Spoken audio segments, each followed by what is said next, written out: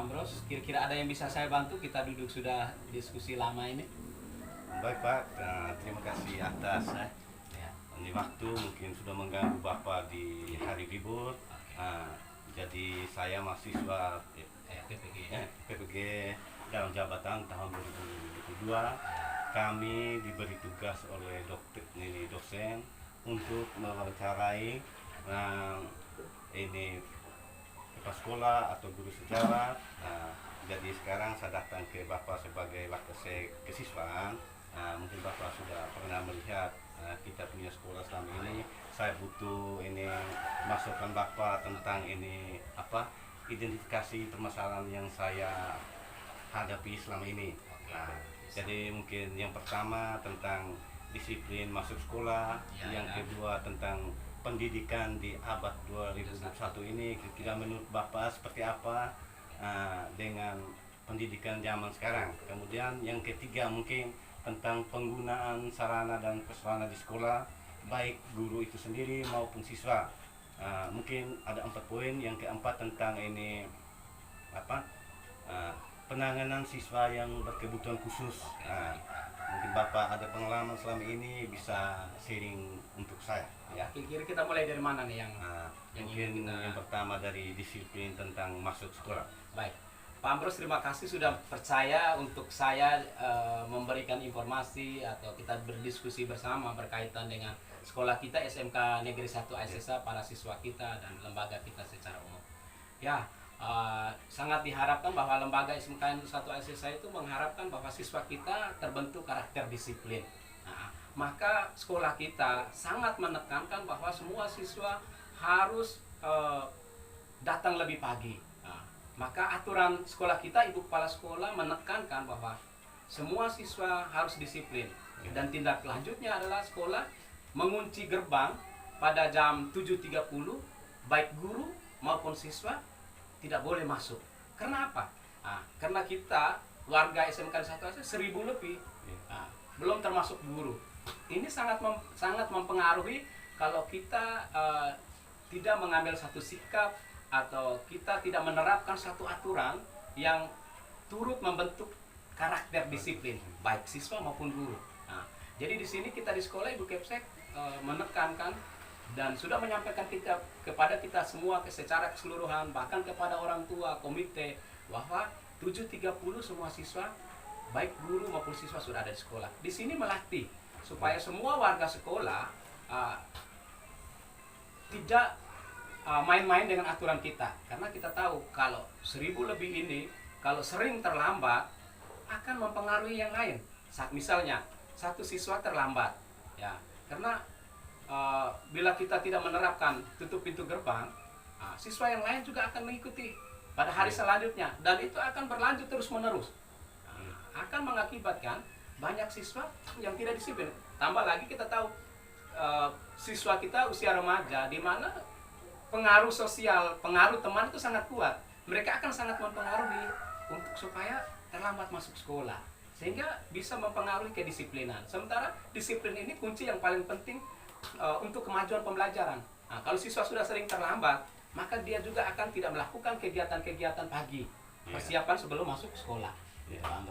Lalu itu yang pertama. Lalu yang kedua, siswa tidak siap mengikuti pelajaran. Karena sebelum masuk kelas, semua siswa kita harus latih untuk mempersiapkan. Mulai dari doa bersama di jurusan, ya. Terus selanjutnya baru ada kegiatan-kegiatan lain di setiap jurusan. Di pagi ada piket. Ini diwajibkan semua siswa harus mengikuti dengan baik. Karena itu tadi untuk membentuk kedisiplinan. Itu disiplin Pak Ambrose. Kira-kira menurut saya seperti itu. Jadi kita sepakat apa yang dicanangkan Ibu Kepala Sekolah, saya pikir baik. Tinggal sekarang semua warga sekolah mau mentaati itu atau tidak, karena kita tahu bahwa kedisiplinan itu kunci penting kemajuan suatu lembaga bahkan individu tertentu. Oke. Mungkin masih ada yang lain Pak Ambrose? Mungkin kita lanjut saja yang poin yang berikutnya, yang kedua tentang pendidikan di abad 2021 ini. Mungkin pendidikan ini karakter sifat beda dengan yang dulu yang ya benar. Oke.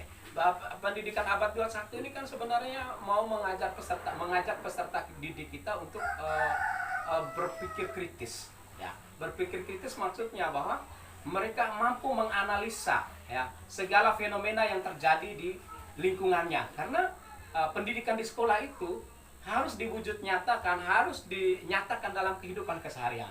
Ya.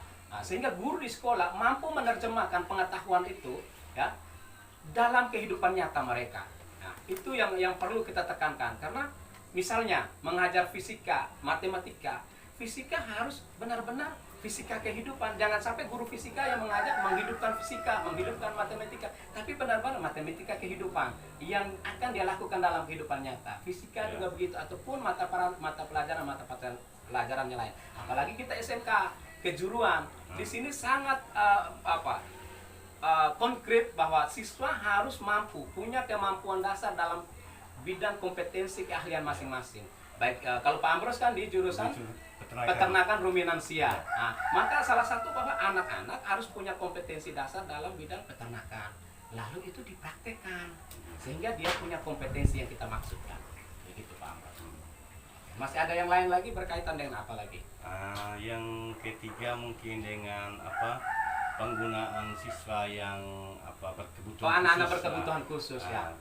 Tapi sekolah kita mungkin selama ini kan tidak ada yang berkebutuhan khusus itu yang seperti cacat fisik kan tidak ada. Mungkin yang kita lihat selama ini hanya gangguan dia punya psikologis karena ada faktor dari rumah. Oke, benar. Saya sepakat apa yang Pak Ambros identifikasi.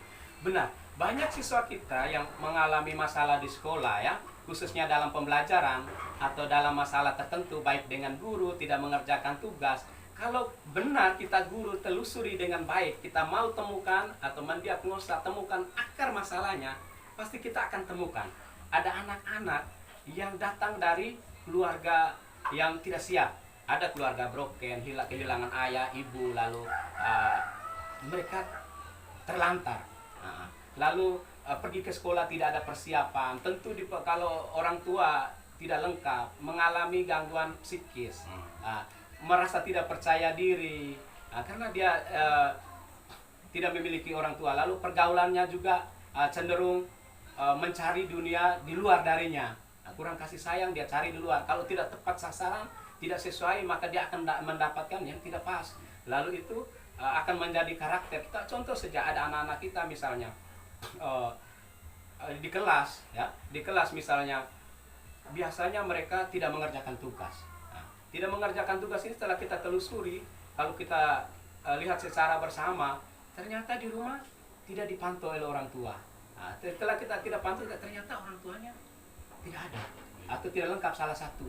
Lalu ibunya harus bekerja di sawah untuk memenuhi kebutuhan keluarga. Anak tidak dipantau, tidak diawasi, tidak diberitahu hal-hal yang positif yang harus dilakukan di rumah, kegiatan-kegiatan di rumah. Padahal kegiatan-kegiatan rumah ini juga penting.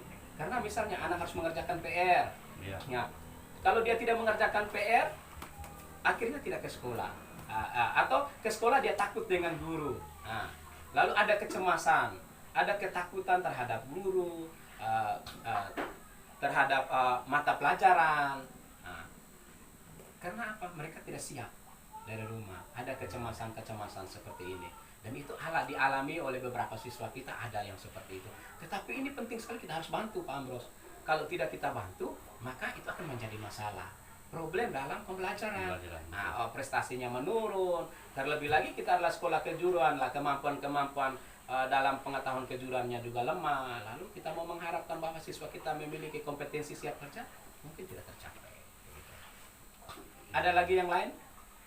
Yang terakhir mungkin tentang penggunaan sarana-prasarana di sekolah. Mungkin yang lebih khusus mungkin yang untuk di bawah jurusan kami peternakan, mungkin bagaimana penggunaan siswa maupun guru.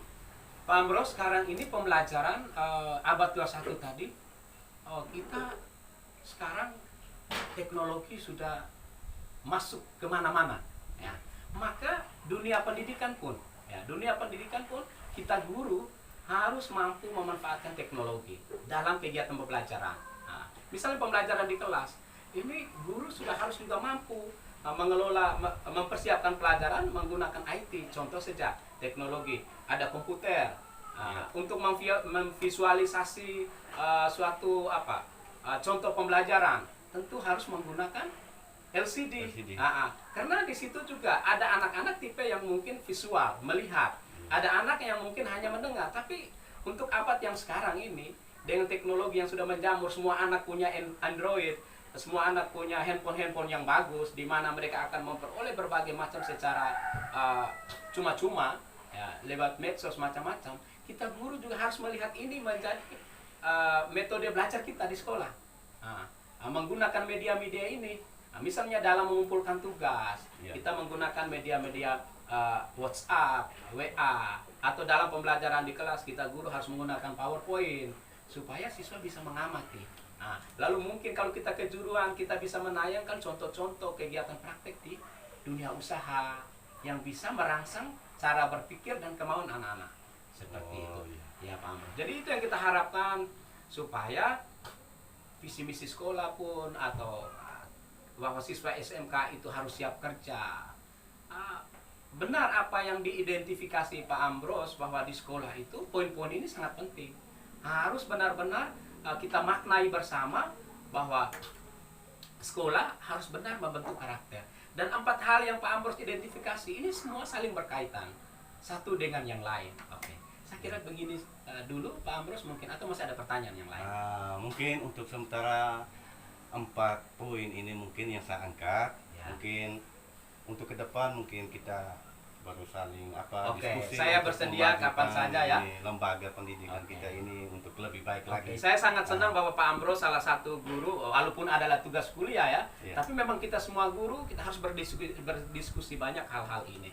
Oke, baik Pak Ambros sudah bersedia untuk mewawancara saya. Terima kasih. Terima kasih Pak.